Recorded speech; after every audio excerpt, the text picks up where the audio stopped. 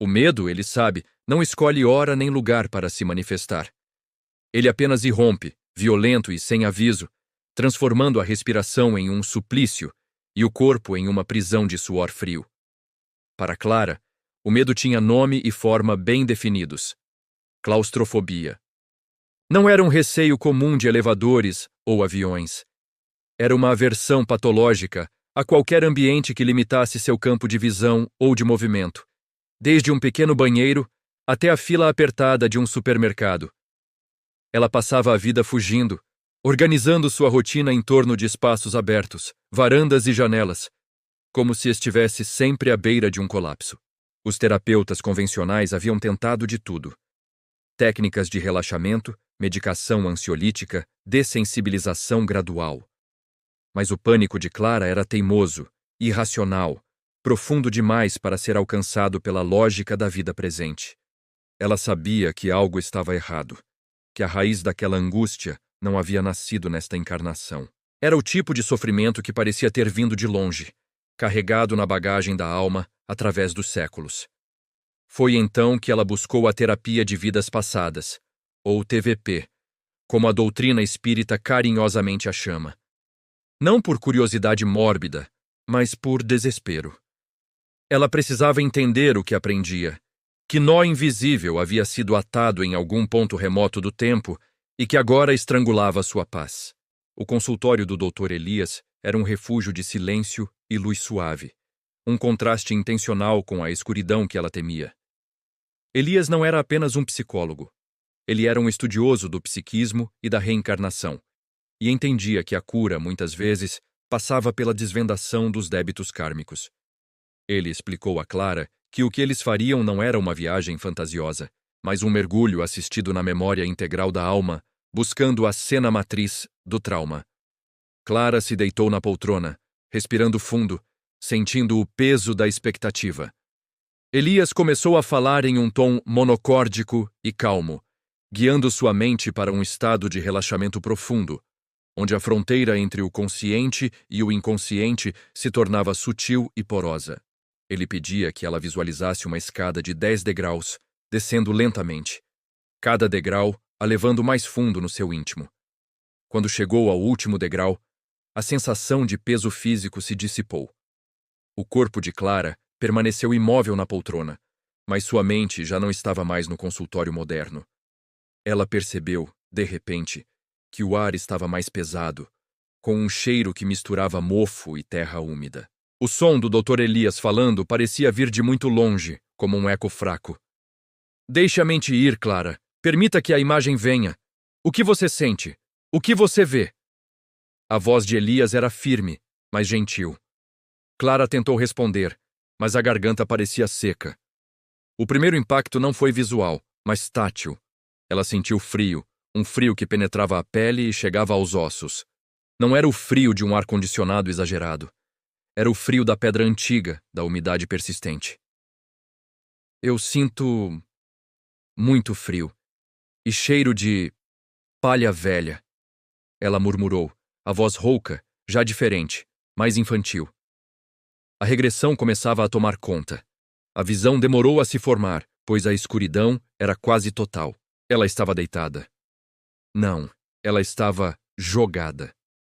O chão era duro e irregular.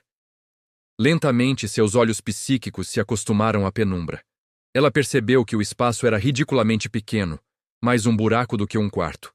As paredes eram de pedra áspera e úmida, e o teto estava tão baixo que ela não conseguiria ficar de pé. O pânico começou a subir, mas o Dr. Elias interveio imediatamente, sabendo que o trauma estava sendo revivido. Você está segura. Você não está sozinha. Apenas observe. Quem é você nesse momento? A memória se solidificou. Ela já não era Clara, a arquiteta moderna e ansiosa. Ela era Elisa, uma jovem de talvez 16 ou 17 anos, vivendo em um tempo que parecia medieval ou, talvez, um período de profunda repressão política e social. O estilo das roupas que ela sentia roçando em seu corpo era simples, de tecido grosso e rude, típico de servidão. O pavor que Elisa sentia era intenso, mas misturado com uma exaustão física e emocional. Ela estava presa em uma cela diminuta, subterrânea, que servia como calabouço ou depósito. O único ar vinha de uma pequena fresta quase imperceptível perto do teto. O narrador, percebendo a intensidade da cena, lembra ao observador que este é o mecanismo do resgate kármico. A alma, em sua infinita sabedoria, organiza o reencontro com a dor passada na hora exata em que o psiquismo encarnado tem condições de processá-la. Não existe castigo divino, mas sim a necessidade de que a alma enfrente a consequência de suas escolhas pretéritas para evoluir, para que a lição da dor possa ser convertida em aprendizado e amor. A claustrofobia de Clara não era uma doença mental sem causa, mas o grito mudo de Elisa, aprisionada e esquecida. Elisa não estava ali por um crime de roubo ou violência. A memória que começava a emergir indicava um crime de honra, ou, mais precisamente, um ato de desobedição. Ela era filha de um camponês que havia se revoltado contra as imposições cruéis do senhor de terras local. Seu pai havia sido capturado e, para puni-lo e dar o exemplo, o senhor havia decidido usar sua filha, Elisa, como moeda de troca e vingança. Ela se lembrava vagamente dos últimos momentos antes de ser jogada naquele buraco. O rosto duro do capataz, os gritos desesperados da mãe, a promessa fria de que ela só seria libertada quando seu pai se arrependesse e se ajoelhasse. Mas o pai de Elisa era um homem de princípios rígidos e a menina sabia, no fundo, que ele jamais cederia à humilhação total. O tempo naquele calabouço não era medido por relógios, mas pela fome, pela sede e pelo silêncio opressor. Os dias se misturavam às noites. Havia momentos em que ela era invadida por uma esperança fugaz. O som de passos lá em cima, que logo se afastava, mergulhando-a novamente no abandono. O medo de ser esmagada pela escuridão, de ser esquecida para sempre naquele cubículo de pedra, era o que marcava a alma de Elisa a ferro e fogo. Ela chorava, mas o choro era abafado pelas grossas paredes, e ela logo desistia, economizando o pouco ar que conseguia respirar. A solidão era a pior tortura. Ela falava com as pedras, com os insetos, buscando qualquer resquício de vida que a fizesse sentir-se menos só no universo. Enquanto Clara, no presente, revivia esses sentimentos, seu corpo na poltrona começou a manifestar os sintomas de Elisa. Sua respiração ficou curta e ofegante. As mãos se fecharam em punhos e ela tentava, instintivamente, empurrar as paredes invisíveis do consultório. Respire, Clara. Você está revivendo a dor de Elisa. Diga-me o que acontece agora. Está escuro, muito escuro, não vejo nada. E eles não vêm. Prometeram que viriam me tirar daqui. Meu pai, ele tem que vir. A voz de Clara era um lamento infantil e desesperado. Elisa estava perdendo a noção da realidade. A fome era excruciante, mas a sede era fatal. Ela não sabia quantos dias haviam se passado. A única coisa que importava era a angústia da traição e do abandono. O que o senhor de terras queria era que ela morresse lentamente. Uma morte simbólica que quebraria o espírito de seu pai. O narrador explica que o trauma mais profundo da claustrofobia não é o espaço físico em si, mas a sensação de impotência total diante do abandono. O medo de ficar presa é, na verdade, o medo de ser deixada de lado, sem socorro, sem amor. Uma ferida que o esquecimento da carne não pôde apagar. A alma de Clara, ao longo das vidas, tentou evitar qualquer situação que replicasse essa sensação de confinamento e solidão extrema. Os dias finais de Elisa foram uma lenta entrega ao desespero. Ela se recusava a dormir, pois temia que o sono fosse a última rendição. Ela se arrastava de um canto a outro da cela, buscando a fresta de luz, implorando por misericórdia. Mas a misericórdia não veio. Quando a morte se aproximou, não foi rápida. Foi uma exaustão silenciosa. Elisa se encolheu no canto mais frio, sentindo seu corpo se desligar aos poucos. A última memória que a alma de Elisa registrou antes de se desprender do corpo físico foi a de um profundo e amargo sentimento de ter sido totalmente descartada, de não ter valor suficiente para que alguém viesse em seu resgate. E é essa impressão final, esse registro eletromagnético do abandono, que se tornou a semente da claustrofobia de Clara. A alma, ao reencarnar, carrega o medo como um aviso, Um mecanismo de defesa hipertrofiado, para evitar que a situação se repita. Ela não podia entrar em lugares fechados porque, no fundo, ela temia que, se entrasse, jamais sairia. O Dr. Elias percebeu que a cena primária estava completa. Era hora de trazer Clara e Elisa de volta à luz. Está na hora de voltar, Elisa. Você não está mais aí. Você cumpriu sua jornada. Seu sofrimento acabou. Você precisa perdoar o abandono. Você precisa entender que o tempo passou e o corpo de menina se desfez. Apenas a alma evoluiu. A transição foi dolorosa. Clara começou a chorar convulsivamente na poltrona, não o choro de medo, mas o choro de luto. Era a dor da menina esquecida, que finalmente encontrava voz e acolhimento após séculos de silêncio. Quando Clara abriu os olhos, o rosto estava molhado de lágrimas e exausto. Ela olhou para o Dr. Elias e a primeira coisa que sentiu foi uma profunda sensação de alívio. Ela finalmente sabia. O medo não era uma loucura, era uma memória. Eu morri lá. Sozinha. Ela sussurrou, a voz ainda embargada. Eu estava esperando meu pai. Sim, você morreu, Elisa, e essa dor de abandono se transformou em sua fobia atual. Mas veja, Clara, você foi resgatada. Você está aqui, viva, no século XXI, entendendo a lição. Aquele calabouço não existe mais. O trabalho, contudo, estava apenas começando. Saber a causa era o primeiro passo. O próximo, e mais difícil, seria o perdão e a reconciliação. Não apenas perdoar o pai que, talvez por honra ou impotência, não a salvou, mas perdoar a si mesma por ter carregado um trauma tão pesado por tantas vidas. A doutrina ensina que a cura real não está na lembrança do fato, mas na transformação do sentimento que o fato gerou. E a história de Elisa ainda guardava segredos mais profundos sobre quem a havia traído e quem ela reencontraria nesta vida para fechar o ciclo kármico. Havia mais pessoas envolvidas naquele abandono brutal, e o universo, em sua perfeita ordem, havia reunido todos eles na encarnação de Clara. Ela só precisava saber quem eram eles e qual era o novo papel que cada um estava cumprindo na jornada de evolução. O acaso, para a espiritualidade, simplesmente não existe. O Dr. Elias sabia que o universo não movia peças aleatoriamente. Se Clara estava ali, revivendo o drama de Elisa, era porque os atores principais daquela tragédia medieval também haviam reencarnado e, muito provavelmente, estavam em sua órbita atual. A dor do calabouço era intensa, sim, mas a dor que realmente travava a alma de Clara era o sentimento de traição. Ela não temia apenas a escuridão. Ela temia ser esquecida novamente por aqueles que amava e confiava. A fobia era apenas o sintoma físico de um abandono espiritual profundo. A doutrina espírita era clara. Não se retorna ao planeta para reencontrar inimigos e continuar a luta, mas sim para reajustar os laços, transformar o ódio em amor e, sobretudo, aprender a perdoar incondicionalmente. O calabouço de Elisa havia sido um ponto final brutal, mas a vida de Clara era a oportunidade de reescrever aquela história, transformando a dívida kármica em crédito de amor. Elias pediu a Clara que pensasse nos homens importantes de sua vida. Aquele pai de Elisa, quem ele poderia ser hoje?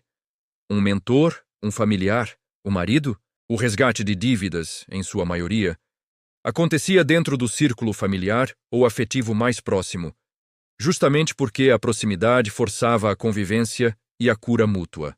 Clara fechou os olhos novamente, sem a profundidade da hipnose, mas tentando acessar a intuição que a memória de Elisa havia despertado. Havia Ricardo, o marido paciente, que suportava suas crises de claustrofobia com uma devoção quase santificada. Havia seu irmão mais velho, com quem ela tinha uma relação de intensa rivalidade, mas também de profunda dependência financeira e emocional, e havia o sócio de sua empresa. Um homem que ela desconfiava instintivamente, sentindo um arrepio gélido toda vez que ele se aproximava, mas cuja presença era vital para seus negócios. O Espiritismo ensina que a família é o primeiro campo de provas e resgates e raramente se foge dessa regra. A figura do pai de Elisa era complexa. Ele não parecia ser um monstro frio, mas um homem que sucumbiu à pressão, à honra ou a um medo maior. Um homem que amava, mas falhou miseravelmente. Essa descrição encaixava-se vagamente em seu irmão, que sempre a protegia de forma exagerada, mas que atraía com fofocas e manipulações emocionais na família. Mas o encaixe mais forte, o mais perturbador, era Ricardo. Ricardo, o marido, era a rocha de Clara. Mas a relação deles sempre foi marcada por uma dinâmica estranha. Clara sentia uma necessidade incessante de testar o amor dele, de empurrá-lo para longe, apenas para ver se ele voltaria. Era como se a alma dela, ainda ferida pela criança abandonada, precisasse de provas constantes de que desta vez ele não a deixaria trancada. O medo não é de ficar presa, Clara, explicou o Dr. Elias, calmamente, enquanto anotava em sua prancheta. O medo é de ser abandonada enquanto está presa. É o medo de que a pessoa que você mais ama não venha te resgatar. E o resgate kármico se opera justamente onde houve a maior falha. É provável que o seu marido, Ricardo, tenha alguma ligação muito forte com aquele pai. Clara sentiu um calafrio percorrer a espinha. Se Ricardo era o pai que a abandonou, ele estava pagando seu débito com juros de amor e paciência. Mas a mera ideia ativou uma nova camada de medo. O medo de que, a qualquer momento, ele pudesse sucumbir novamente e ir embora, deixando-a na escuridão, mesmo que fosse apenas a escuridão de uma crise de pânico. A alma não esquece a traição facilmente. A próxima jornada precisava ser mais profunda. Não era suficiente revisitar a morte. Era preciso entender a vida que levou àquela morte e, crucialmente, quem havia orquestrado a situação. O calabouço era o palco, mas quem escreveu a peça? Aquele homem, o pai de Elisa, quem ele era? Um nobre falido, um guerreiro, um político? Elias sentia que havia uma figura feminina sombria rondando a história. Muitas vezes, o drama do abandono é arquitetado por ciúmes ou disputa de poder. Uma madrasta invejosa, uma rival no amor, ou até mesmo a própria mãe, que talvez não tivesse força para proteger a filha. Precisamos voltar, Clara, disse Elias, uma semana depois, quando Clara retornou, mais serena, mas ainda tensa. Ela havia passado os últimos dias observando Ricardo, e a familiaridade de seus gestos, a forma como ele segurava a mão dela nas situações difíceis, tornava a hipótese do Dr. Elias quase insuportável de tão real. Mas desta vez, não vamos para o calabouço. Vamos para o momento anterior ao abandono. Para a casa onde Elisa vivia, para entender o que motivou a decisão terrível. Clara concordou, sentindo que era o único caminho para a paz. Ela sabia que a chave para a cura estava em ver o pai de Elisa não como o vilão, mas como um espírito em prova, que falhou, mas que estava sendo resgatado pela misericórdia divina. Elias começou o processo de indução. A voz grave e calma de Elias era o único ponto de ancoragem de Clara.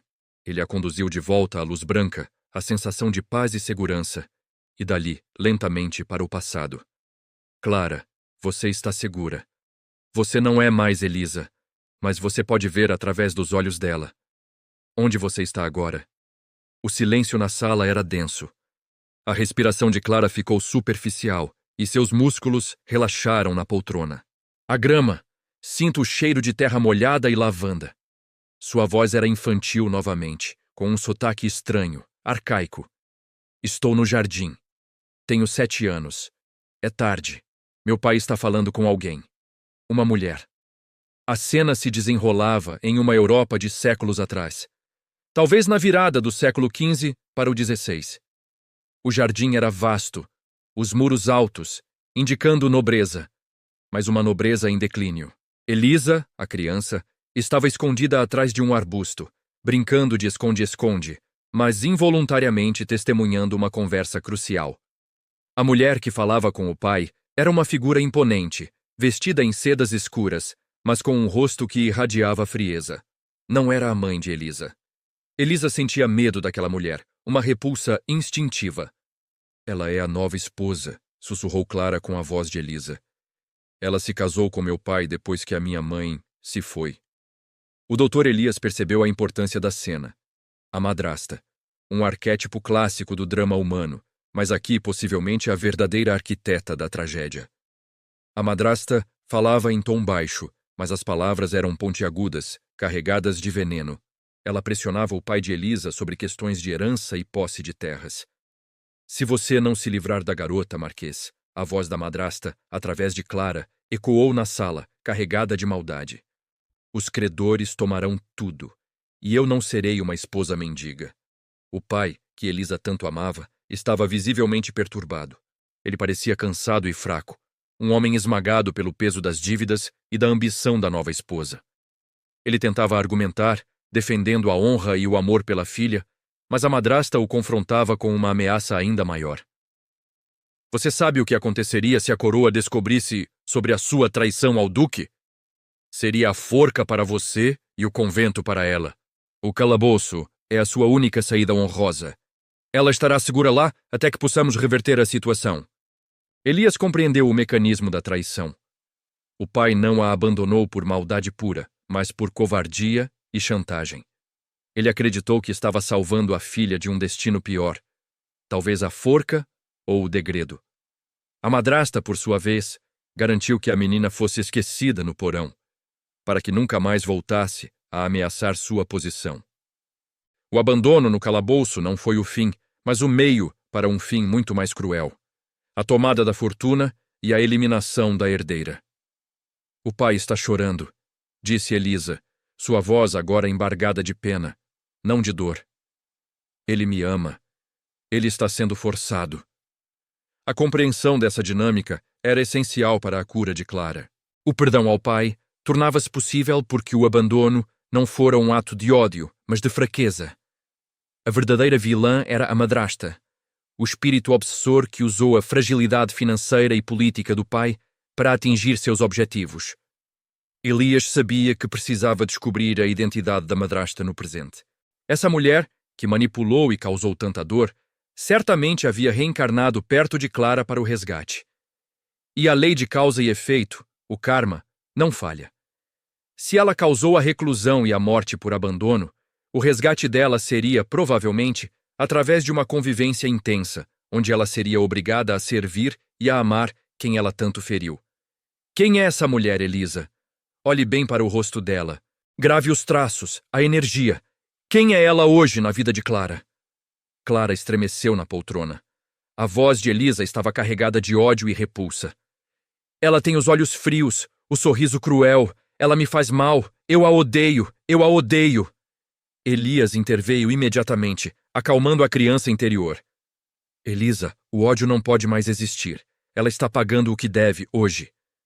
Ela pode estar te ajudando, servindo você, onde você a vê.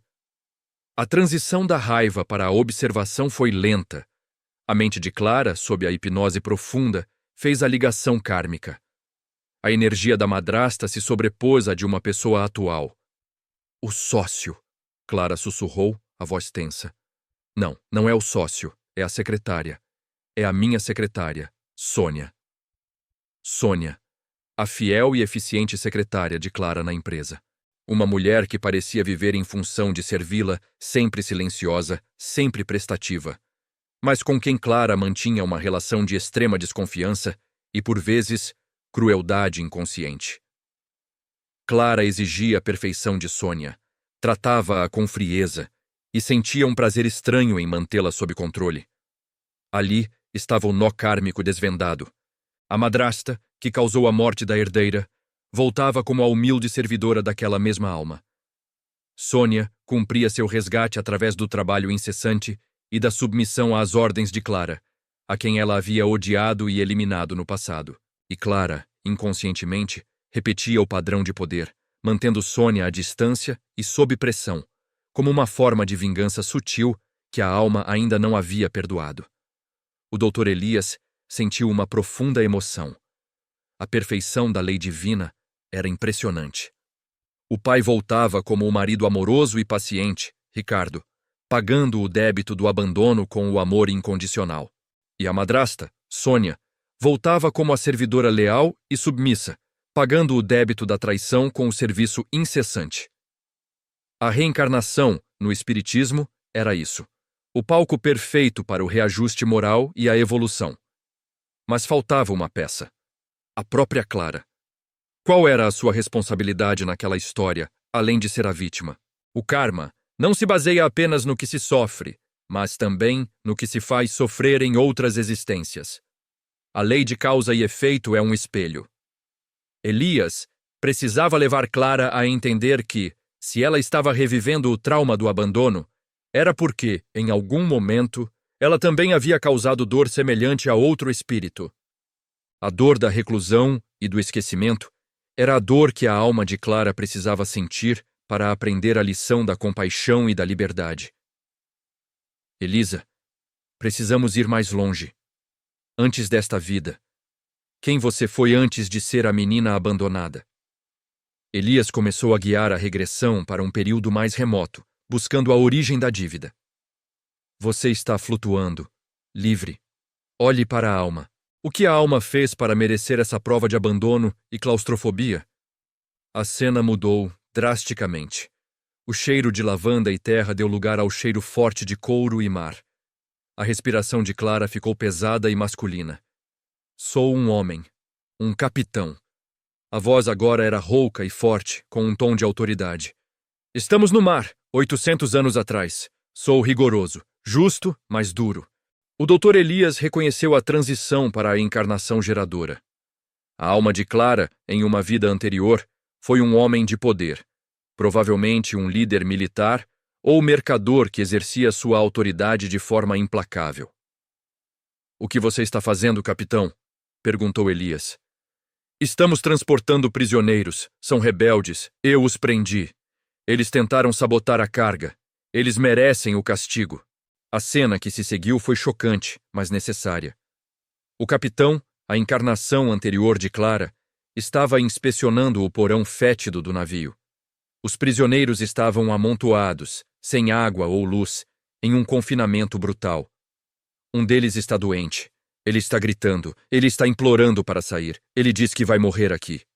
Relatou o capitão com uma frieza assustadora. E o que você faz? Me perguntou Elias. Eu o ignoro.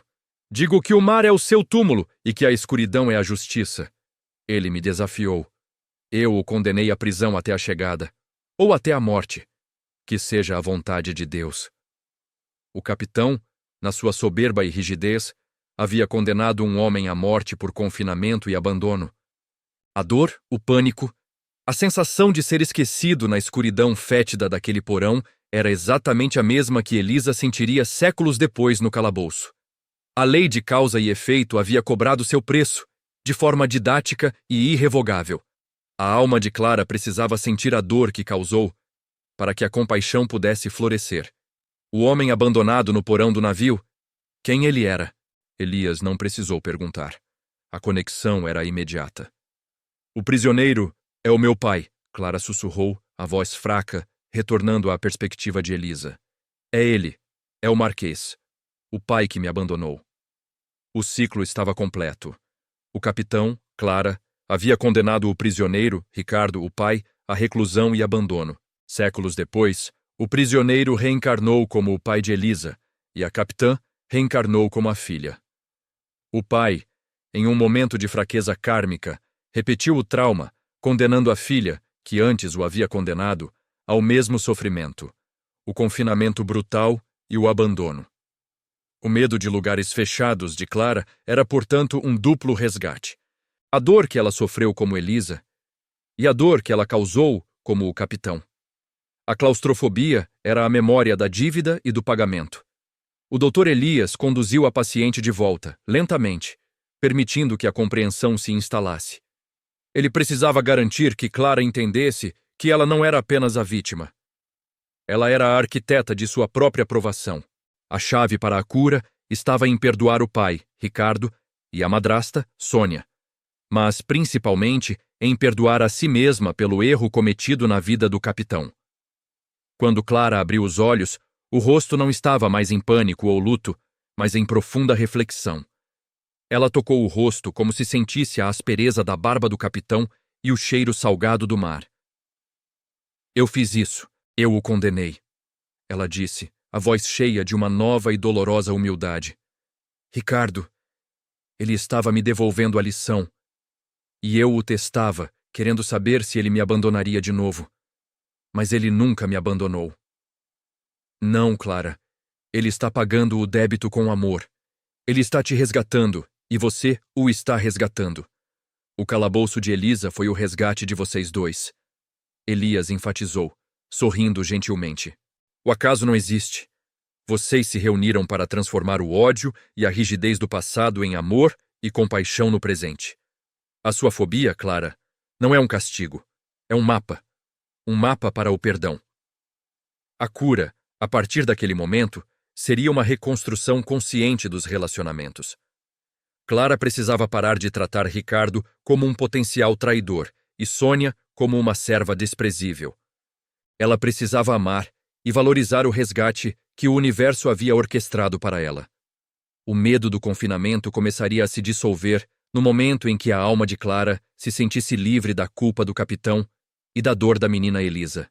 O Dr. Elias sabia que, embora a fobia de Clara estivesse centrada na claustrofobia e no abandono, havia um elemento final crucial que precisava ser explorado para a cura total: a aceitação da morte. Elisa morreu sozinha e com medo.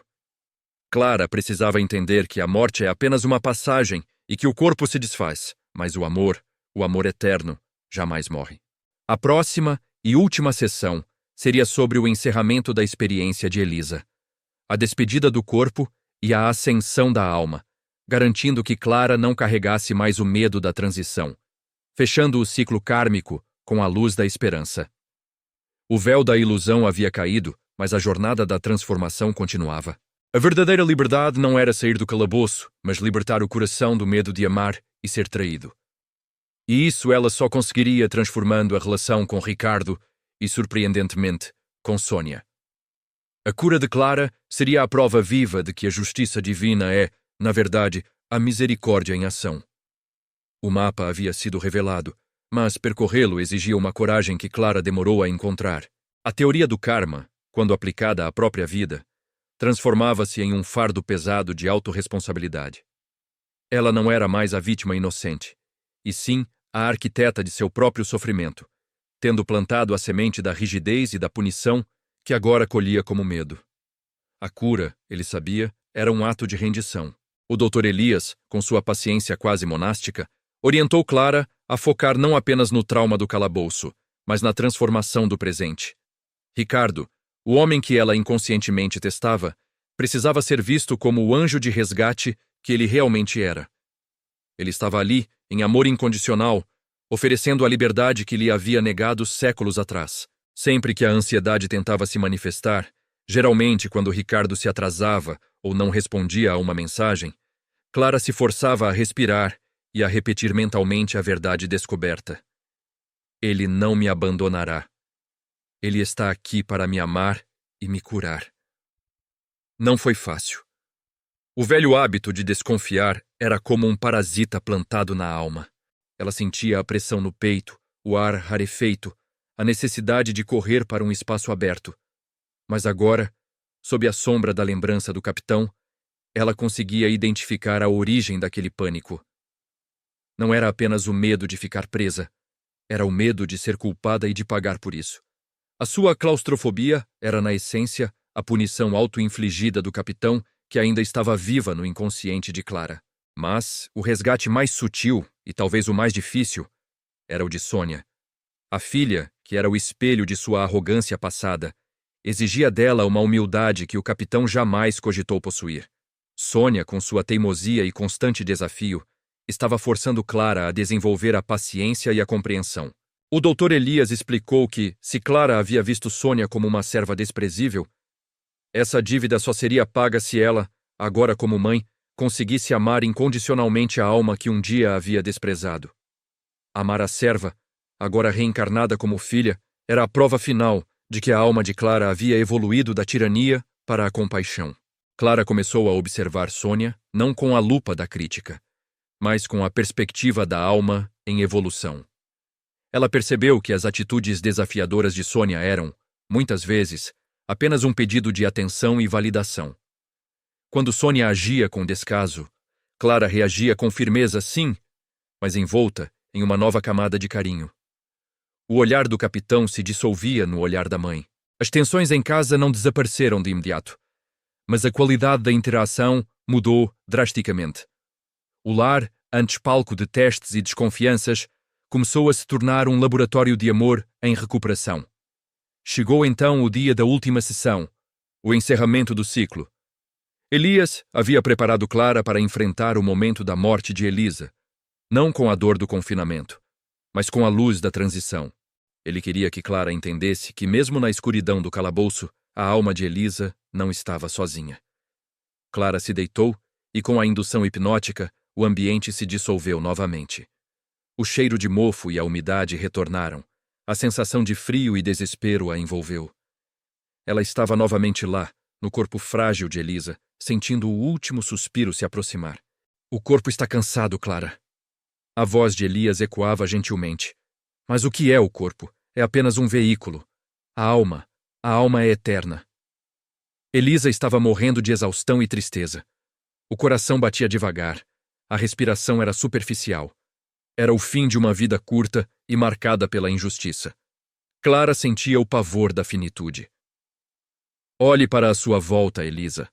Elias instruiu, a voz firme e doce. Você não está sozinha. Olhe além das paredes de pedra. O calabouço é apenas uma ilusão temporária. Clara, ou melhor, a consciência de Clara Elisa, sentiu uma mudança no ar. O frio diminuiu. Uma luz tênue, mas persistente, começou a surgir no canto do calabouço. Não era uma luz material, era uma irradiação de paz. Os amigos da alma estão chegando. Eles vieram buscar você. Elias continuou. Sinta a presença deles. Eles estão aqui para mostrar que a morte é apenas a passagem para a verdadeira liberdade. O corpo de Elisa relaxou. A dor física se tornou distante. A alma começou a se desprender. Clara sentiu uma leveza indescritível, como se um peso milenar estivesse sendo retirado de suas costas. Ela via o corpo de Elisa, pequeno e inerte, no chão frio. Não havia mais medo, apenas uma profunda compaixão pela casca que havia sofrido tanto. Então, ela viu. Duas figuras luminosas, envoltas em uma aura de serenidade, aproximaram-se. Eram os guias espirituais, os enfermeiros da transição, ali para acolher a alma liberta. Eles não a julgaram pelo ódio que ela carregava pelo capitão. Eles apenas a envolveram em amor. Naquele momento de desprendimento, Clara compreendeu a fragilidade da vida terrena. O calabouço, o medo, o abandono, tudo era temporário. A única coisa que persistia era a essência, a alma. E a alma, ela percebeu, era livre. Não importava onde o corpo estivesse confinado, a alma sempre encontraria seu caminho de volta para a luz. O medo do confinamento era, na verdade, o medo da transição e da solidão. E ela viu que não havia solidão. A alma de Elisa está em paz, Clara. Elias sussurrou, enquanto ela soluçava baixinho, mas eram lágrimas de alívio e gratidão. Você está livre do corpo, livre da dor, livre da culpa. O amor dos guias é a prova de que o universo nunca abandona seus filhos. A visão se desvaneceu, e Clara retornou lentamente à sala, ao cheiro suave de incenso e à presença sólida de Elias. Ela abriu os olhos e, pela primeira vez em anos, sentiu-se completamente leve. Não era apenas uma leveza emocional, era física. Aquele peso, aquela opressão que a fazia evitar elevadores e metrôs, havia se dissipado como névoa ao sol. Eu vi, Dr. Elias. Eu a vi sair, ela disse, a voz embargada pela emoção, mas clara. Ela estava com medo, mas depois veio a paz. Não havia mais calabouço. Não existe calabouço para a alma, Clara. Apenas para a mente que se aprisiona no medo e na culpa. Ele respondeu, oferecendo-lhe um copo d'água. O resgate está completo. Você não precisa mais carregar a dor da morte de Elisa. E ao perdoar o capitão, que é você mesma, você liberta a si mesma da necessidade de punição. A cura de Clara não foi apenas a eliminação de uma fobia. Foi uma revolução interna. Ela compreendeu, na profundidade de seu ser, que o sofrimento não é um castigo cego, mas uma oportunidade meticulosamente planejada. Sua claustrofobia, o sintoma mais incapacitante de sua vida adulta, havia sido o farol que a guiou de volta à verdade, forçando-a a confrontar a história de sua alma. Os meses seguintes foram de intensa reconstrução. O relacionamento com Ricardo floresceu em uma confiança que nunca haviam conhecido. Ela parou de monitorar suas ações. Ele parou de sentir que estava constantemente sob escrutínio. O amor dele se tornou maduro, baseado não mais na atração cega ou na necessidade de reparação, mas na aceitação consciente de que eram almas companheiras em evolução, ligadas pelo fio dourado do aprendizado mútuo. Clara se permitiu entrar em elevadores lotados, sentar-se na poltrona do meio no cinema e até mesmo usar o metrô em horários de pico. A primeira vez que ela desceu na plataforma subterrânea, sentiu uma pontada de ansiedade, mas imediatamente a substituiu pela imagem da luz que viu no calabouço. A alma é livre. E o medo se desfez. Ela sorriu. Era a vitória do espírito sobre a matéria, da consciência sobre o trauma. Com Sônia, o progresso era gradual, como todo processo de resgate familiar. Clara aprendeu a ser firme com amor, a impor limites sem humilhar. Ela passou a valorizar Sônia não como uma extensão de si mesma, mas como uma alma independente, com seus próprios desafios e méritos. O capitão se calou, e a mãe amorosa emergiu, oferecendo o carinho e a aceitação que a serva desprezada de séculos atrás jamais recebera. A harmonia, antes rara, começou a permear o lar. O Dr. Elias, observando o desfecho, via ali a mais bela manifestação da justiça divina. Não era uma justiça que impunha dor eterna, mas uma justiça que usava a dor como ferramenta de crescimento. O abandono brutal que o capitão infligiu a Elisa retornou como a claustrofobia incapacitante em Clara.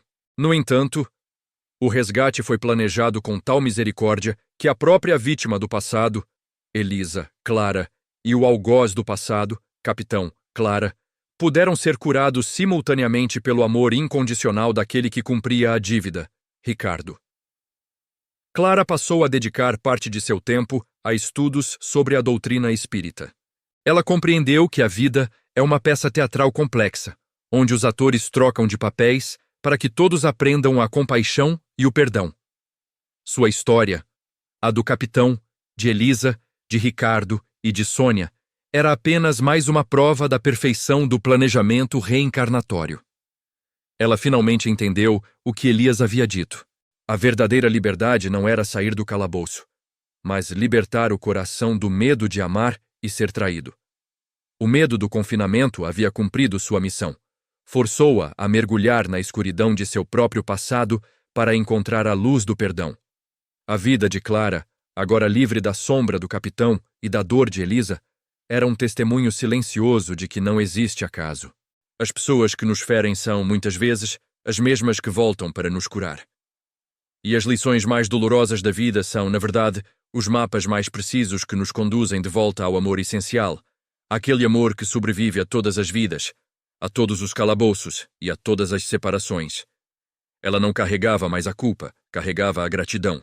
O medo se transformara em fé, e a alma finalmente estava em paz, sabendo que o amor é de fato eterno. A maior claustrofobia de todas era a ignorância sobre si mesma, e essa ela havia curado.